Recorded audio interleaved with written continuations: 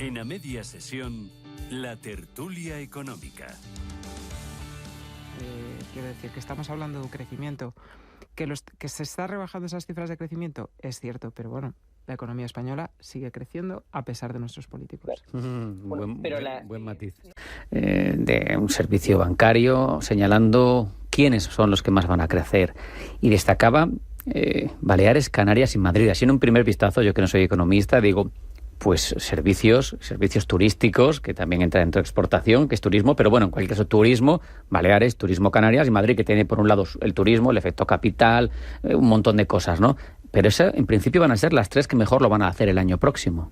Sí, les he estado revisando el estudio esta mañana y efectivamente, a pesar de que hemos dicho en la primera parte de la entrevista que el sector servicios en general está cayendo a nivel mundial, a nivel europeo, particularmente en España, y sí que es verdad que en estas comunidades autónomas y Madrid, que se ha incorporado al tema turístico de manera exponencial, no hay más que darse un paseo por la Gran Vía. Es tremendo el centro como está, para darse cuenta, pero ir a cualquier lugar. Estamos inundados de turistas y es cierto que a pesar de que el sector en general parece que está empezando a desacelerarse, sí que es cierto que la previsión de este estudio dice que Canarias, Baleares y la Comunidad de Madrid, y en cuarto lugar Cataluña, van a crecer más que la media, principalmente favorecidos por el sector servicios. Al final, en todo esto, más allá del atractivo fundamental que tienen cada una de esas comunidades o la dimensión en la economía española, como es el caso de la madrileña o la catalana, que son 250.000 millones de euros, grosso modo, que es el PIB de Portugal, las políticas que se hacen en cada una de esas comunidades, Hugo, también influirán, ¿no?, en hacerlas más atractivas o menos, por ejemplo, para inversión extranjera, claro, o para atraer patrimonios, ¿no? Bueno, yo creo que además es fundamental, ¿no? Es una de las materias pendientes de España en general, de todas las comunidades autónomas, atraer inversión extranjera, captar, por tanto, inversores. Lo está haciendo hacer, por ejemplo, la Comunidad de Madrid en comparación, mayor medida, en comparación con otras comunidades de España. Cataluña, pues por desgracia, pues no está haciendo inversión extranjera, al contrario, muchas empresas, como ya hemos comentado hasta la saciedad, se están yendo de España, por desgracia, insisto, o de Cataluña, ¿no?, en este caso, y sin embargo, en la Comunidad de Madrid están viniendo otras empresas. ¿Esto qué pone de manifiesto? Bueno, pues que efectivamente el caldo de cultivo, el caldo económico que pueda poner en marcha el gobierno de turno, pues puede favorecer a la captación de inversión extranjera, que esto no es obra de magia, no es por arte de magia que venga una empresa a invertir a la Comunidad Valenciana y no haga Cataluña. Es decir, cada empresa, cada inversor, evidentemente, pues ve el caldo cultivo que le es más idóneo, ¿no?, para sus intereses económicos. Por lo tanto, bueno, pues evidentemente, y además hay que apostar decididamente por la inversión extranjera, por la captación de inversión extranjera en España. Sí, está claro que en la Comunidad de Madrid, desde luego, las políticas liberales del gobierno del Partido Popular pues están funcionando y la inversión extranjera las está creyendo en ellas. Sara, veíamos al Banco de España señalar que los activos financieros de las familias están máximos, más de 2,81 billones de euros.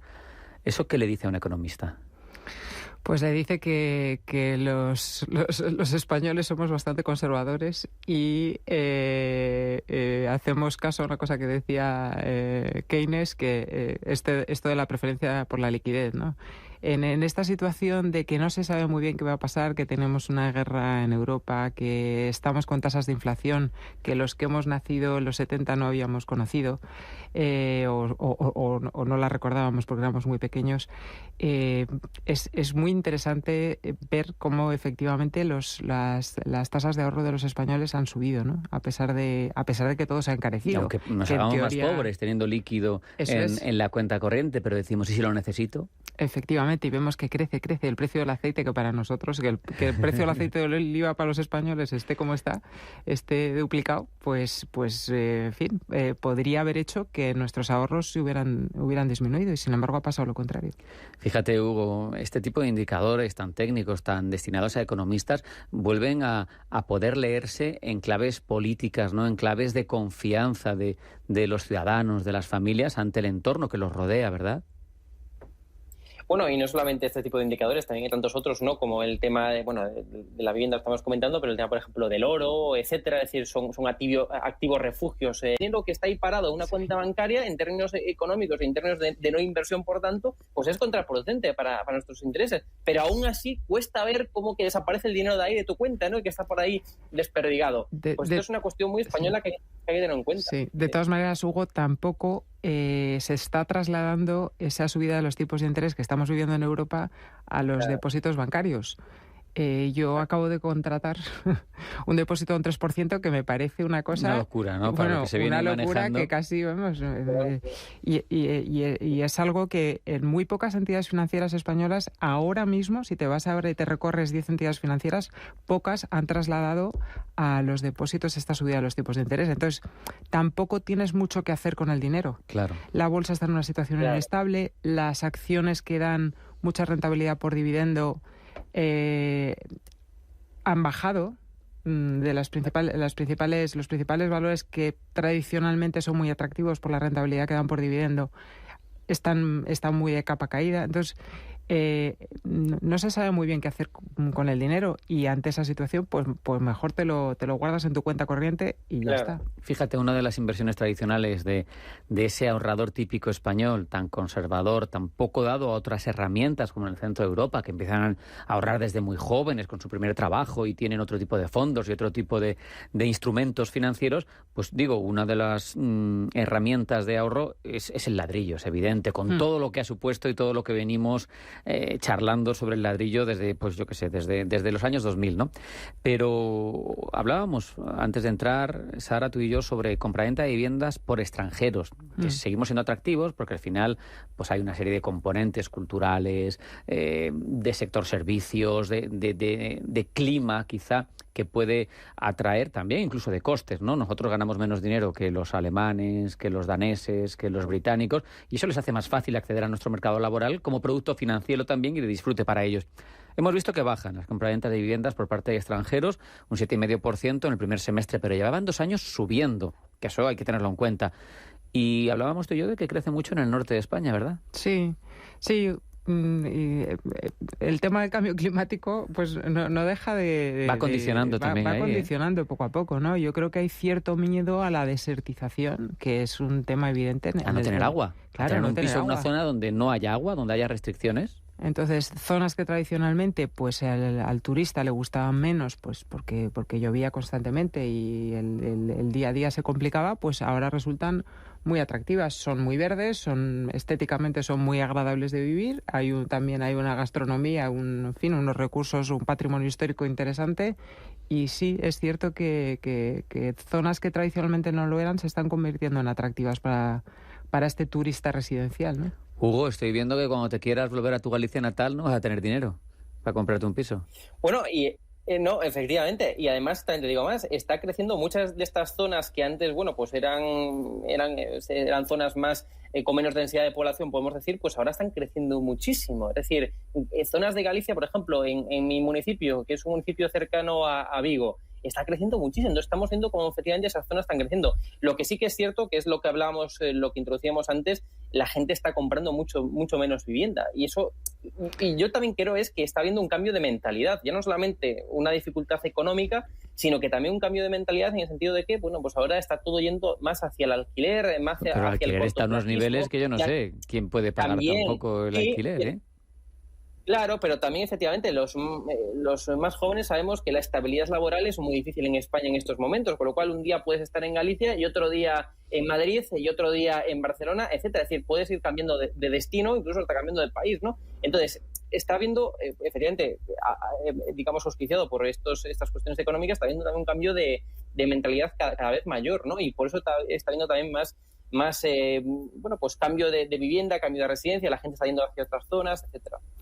Tengamos en cuenta también, Rafa, que estamos en máximos históricos, que el precio medio de la vivienda en España es 2.000 euros el metro cuadrado, pero con variaciones, tengo apunta por aquí, Baleares 4.034 euros el metro cuadrado y Madrid 3.129. Sí, ¿vale? O sea, que la media española está en 2.000, pero es que estamos en máximos históricos. Tú como economista, si yo te pido consejo para mis 3 hijos cuando se tengan que independizar, yo no sé qué les recomendarías, porque está inasequible. A ver, está inasequible. Yo ahí, dada la casi que emigren, ¿no? Y que se vayan a un sitio donde cueste poco. No, hay que ayudarles.